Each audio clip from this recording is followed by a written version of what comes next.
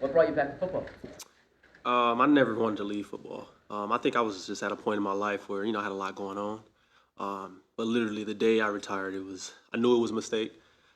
But I think when you go through so much in life and you can only control so much, you get to a place mentally and physically, from what I've been dealing with and what I've dealt with, it was tough. But in my heart, I know who I am. I immediately started to coach. Like I coached my son, so I was always in it, and I knew it was a mistake. But where I am now, I feel I'm in a much better place mentally, physically, and even spiritually. So I'm actually thankful it happened. John, I think it might be a little humbling maybe to have to come to a tryout situation and show what you can do. I mean, how did you approach, your first chance here to make it back into the league? Oh, you look at it like this. Well, in my situation, I was a top 10 draft pick, and we all talk about it all the time. Like, man, if we ever get to the point where we have to try out, we'd probably be done. But then you get to that point, and you're like, you don't have no other choice. And when I got the opportunity, I was probably the happiest person on earth. Me and my son, just sitting there being, you know, I was just grateful and thankful. And when I got here, I was happy to be here. So it wasn't more so, it's a rookie mini camp. I was looking at it this way. It was an opportunity again for me to play football again. So that's what I seen. It could have been a Eagles Canadian tryout. I would have been there, happy and willing and able. How did you get from the point you were at when you retired to where you are now? How did you navigate that? As far as what? Well, you said you weren't in a good place, Mhm. and you feel like you are now. How did you get here? I feel like there's a lot of different things. I think when you get in a point where you feel like you're at your lowest, you get a chance to see everything for what it is, and then you get to kind of look around and see your surroundings. And I can tell you that my environment wasn't great. So you kind of gotta hone down and pay attention to what matters to you and what's real. And I got to see my son every single day, and I think that changed my life because it just let me know that I don't have anything to worry about. I'm blessed and I have everything in front of me, and I'm young. I feel young. I haven't played that much football. So I just got to a point where I was just sitting there thinking every single day, how do I change my mentality? How do I change my mindset?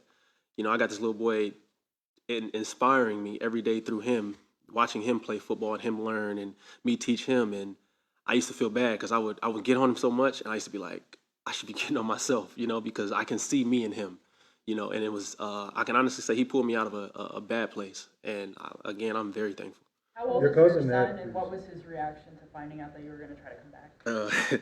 My son just turned 7, actually last week, and I asked him right before I came, because I already knew I was coming for rookie minicamp, but I asked him, I said, son, tell me a few teams you would like dad to try out for. And sure enough, the second team he said was the Eagles, and I lit up like a Christmas tree, and I just knew I was supposed to be here. So that right there kind of just it motivated me to basically when I got on that plane, I told myself, don't come home. And that was my focus going through, and it's still my focus now. What was the first team? He said the Ravens. He's a big Lamar Jackson fan. So What's his name, your son? my son's name is Kyrie. Kyrie. And so What is were it the hard things to back be then you away were after having seen him every day? Is it hard to be away right now? Absolutely. I mean, every second I spend away from him is hard. But I understand sacrifice, and he's older now to where he calls me. He's like even today, he called me right before meetings, and he went to school. He's like, "What are you doing?" I'm like, "I'm going to meetings," And he's just happy. Every day he wants to hear how practice is, and that really keeps me in it. I'm already in it for myself. Like I'm like I said, I wake up every day happy. Like I can wake up at 3 in the morning and just I'll smile because I'm like I'm really in Philly. You know what I'm saying? And I actually grew up an Eagles fan too, so it's actually crazy. But he calls me every day and keeps me in it for sure. You were drafted. I'm sorry. What do you tell him about today's practice? Oh, Dad was running today. I just tell him. Today I feel like today was a good day. I think I'm starting to kind of get the offense more, and I'm getting to focus more on the details, and I'm getting in there more. So I feel better each and every day. What do You you were think you drafted show the in this- Eagles in that tryout, and what do you want to show over the next few weeks and then in training camp? I haven't lost a step. I'm still the same guy. Even I feel like I'm better than what I was, just because where I am mentally. You know, I think physically that was probably my biggest problem. I've dealt with so many injuries, and I mean, sure enough, you guys know, you've heard. But I think what was hindering my success was my mental. But because of how I was feeling physically, you know, so tying all that together, I think it kind of put me in a bad place. But where I am now, like, I don't see myself in a bad place at all. So You were drafted in this city, right? absolutely. For the, okay. Do you have any recollections of what that was like? I mean, all the Philly fans and that, and you went on the hospital visit and that? Yeah, you know, I don't remember too much of what we did. I do remember some of that. We went to, Shriners Hospital? yeah, I think so. But that was a great moment for me. It was a lot of gifting suites, and you know, just meeting some of the other players, some of the older cats that played in the league. It was a great experience. Why do you think you're as fast as you used to be? Have you been timed in the 40 or? You said, Why do you think you're as fast as you used to be?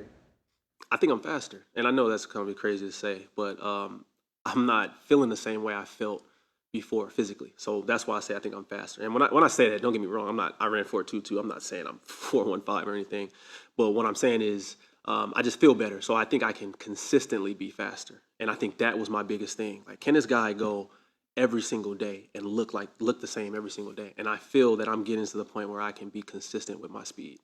And to me, that's the biggest blessing that I can ask for. You mentioned the 4.22. What was your reaction to seeing that get broken at the combine? You know what? First, I want to say congrats to him. I don't have social media or his number or anything, and I know people are probably like, "Oh, John is mad" or anything, but I know records are meant to be broken, and I held it for 7 years. I tell people all the time, it's not like I was getting paid for it, so I'm not going to sit here and be mad. And you know, that's big ups to him. I think that's amazing. That's rolling, you know. And again, I'm happy to see it happen. Of course, no one wants their record to be broken, but I'm not going to sit here and dwell on it. Like, I'm still blessed, and again, I broke it first, you know. So again, I was thankful to be in a position to where I'm the one that got it broken. So What do you mean by more consistent with your speed? just being able to run fast every day. And I think that's tough, because you probably heard people say all the time, like guys who get a sports car, you don't want to drive your sports car every day. It'll break down, you know. So when you consistently can be fast every day and display that, like, that's what I'm known for. When you hear my name, you associate me with speed.